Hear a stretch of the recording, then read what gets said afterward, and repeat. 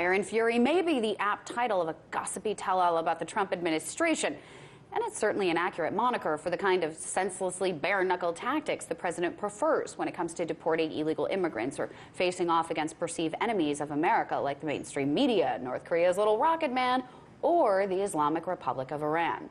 But what many tend to forget is that Fire and Fury could also very well describe America's foreign policy when it comes to Washington's designated list of problem countries for many, many decades and administrations prior to the Orange in Chief. And no nation on earth has experienced the full nonsensical brunt of America's diplomatic approach than the people of Iran. To explore how our long history of fire and fury impacts today's complex world, we welcome Dan Kovalik, a human rights attorney, professor at University of Pittsburgh School of Law, and author of The Plot to Attack Iran. Welcome.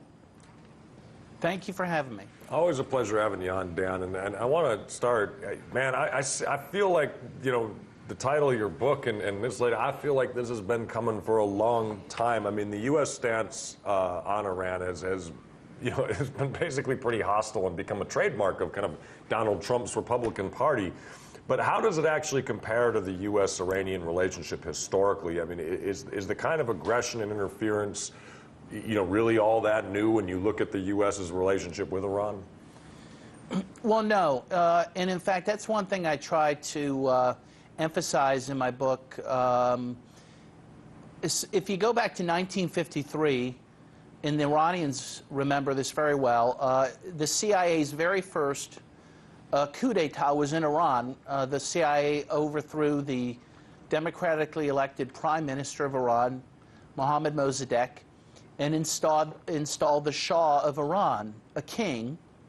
We then helped, I should say the CIA helped the Shah set up his security services called the Savak, trained the Savak in Nazi-type torture techniques, and helped the Shah rule Iran until the Islamic Revolution in 1979 through very repressive tactics. Again, this is something very much in the memories of the Iranian people, and something that I think Americans need to consider when we think about Iran and how the Iranian government and the Iranian people perceive our government. One of the things that sort of has come up now is that Washington and the mainstream media are really quick to paint the wave of recent protests in Iran as, you know, a budding popular revolution against the government, you know, as if, well, here it is. Now, you've recently been to Iran and have seen the situation on the ground for yourself, and I want to ask you, is the political structure there really as close to chaos and failure as the establishment and the mainstream media is leading us to believe? No, I believe not. I mean, my perception of Iran when I was there is, first of all, that it's a very modern country. In some ways, it's very Western. A lot of people speak English. Most of the signs are in English and Farsi. Certainly, they're struggling, but they're largely struggling because of Western sanctions against that country, which have cost their economy over $160 billion. And so, yes, there are economic problems. Again, largely imposed specifically by the United States. There are issues of political freedom, of course, there that people are concerned about. But I think, you know, Iran is in the process and has been in the process of democratizing, of liberalizing, and I think they need to be allowed to find their own path to development and through democracy. Again, keeping in mind that we interrupted their democratic process in 1953. And the U.S. has spent a lot of money trying to gin up opposition and violent opposition to the government there.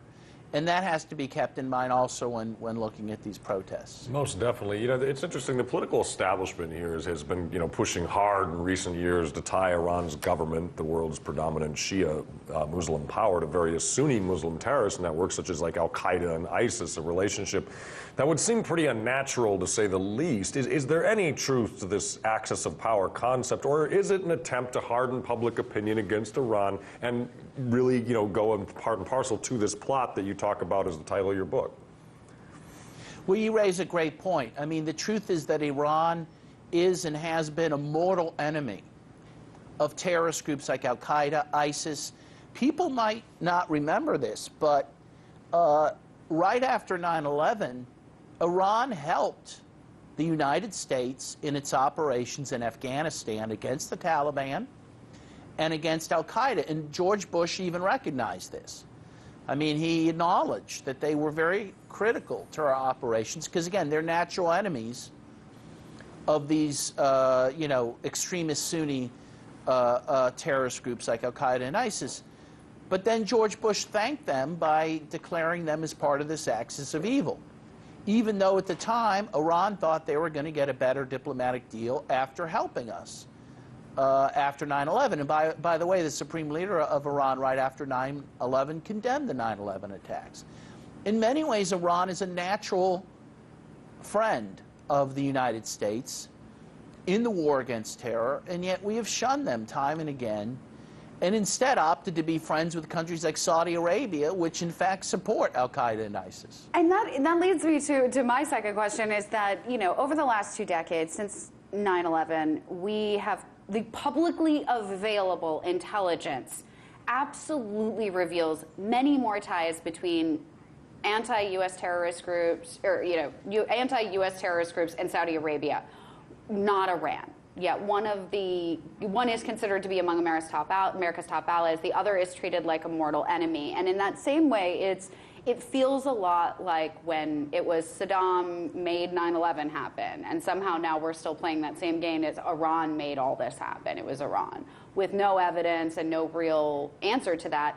Why? Why do we seem so bifurcated on this? Saudi Arabia, great. Iran, horrible, despite the facts. Yeah, well, again, as I'm, we'll mention in my book, The Plot to Attack Iran, Iran is the big prize and has been the big prize for the neocon establishment in the U.S. for a number of decades. The truth is it's one of the last stable countries in the Middle East standing because, frankly, the U.S. has yet to invade there.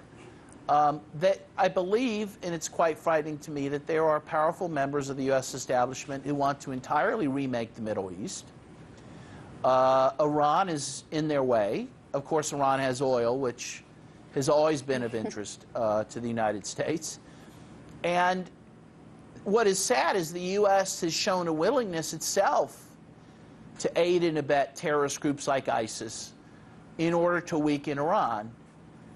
To accomplish this goal of remaking the Middle East, which frankly has done nothing but unleash chaos upon that region. And I think that's why Americans need to really rethink what their government and their military are doing in the Middle East. And I would hate to see Iran go the way of Iraq, to see the beautiful antiquities of Iran destroyed as they were in Iraq or Afghanistan or Syria.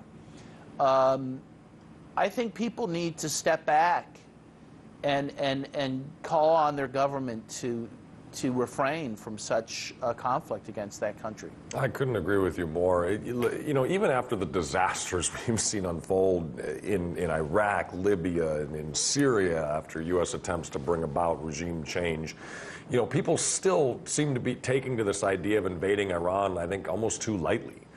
Do you think an all-out war with Iran is in the cards? I mean, obviously you wrote the book, The Plot to Go After Iran, but do you think that plot will come to fruition? Is that something that we're going to see in the next few years? I think it's a potential. It is a potential. Believe me, I hope it does not happen, and that's why I wrote this book, because I don't want it to happen. But yes, I think it's a potential. As you point out, it would be disastrous. Iran is a huge country. It's about the size of Alaska. And it has about 80 million people. It has a very strong military. Attacking Iran would be much, much more difficult than the war against Iraq or the war against the Taliban in Afghanistan, which, of course, we're still fighting to this day, years later, right? But I fear there are people in power in this country who may be willing to take that risk and, frankly, may be willing to use tactical nuclear weapons to pull something like that off. And that's my big fear, and I think Americans need to be aware of that possibility need to organize against it. When they talk about Iran on TV, politicians or media, what is the best piece of advice you can give a viewer to cut through the BS, as it were, and to kind of, what are the key words they should watch out for when listening to, someone talk about Iran who is pushing this agenda? We've got a short time left. Well, again, I think they need to look past the word terrorist and, again, realize that Iran is not the country supporting terrorist groups that are somehow threatening the United States. They need to look at our history with Iran. They need to take stock in the fact that we were the ones that destroyed their incipient democracy in the 50s, and that we're not the ones who are going to help move them further towards democracy now, that they're going to have to do that themselves. Iran has on a couple of occasions offered the U.S. a grand bargain to settle the U.S.'s concerns in the Middle East while giving Iran the security that it wants and that, frankly, it's entitled to, and I think we need to take them up on that. I couldn't agree more. Dan Kovalik, thank you so much for coming on today and talking about your new book coming out, The Plot to Attack Iran. Thank you so much. Thank you.